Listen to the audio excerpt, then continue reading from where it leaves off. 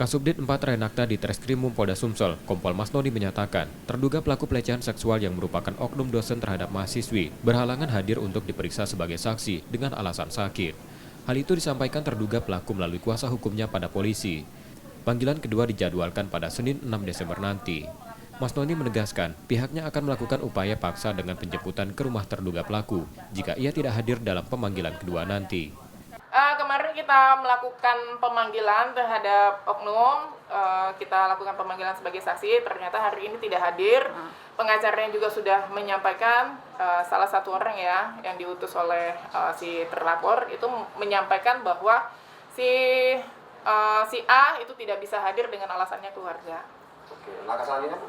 Ya, untuk hari ini kan kita kemarin sudah melakukan pemeriksaan saksi-saksi dan kita hari ini untuk melakukan gelar perkara proses dari lidik kita ke sidik. Kapan, Bu? Kita jadwalkan hari Senin ya, karena ini hari Jumat ini kita kasihkan nanti hari Senin untuk hadir. Bu, kalau supaya hari Senin tidak datang juga makin upaya paksa terpadu? Iya, harus kita lakukan. Gelar perkara kasus ini pun sudah dilakukan dan masih dalam proses penyidikan. Reski Oktora, Muklas Differential, Kompas TV, Palembang, Sumatera Selatan.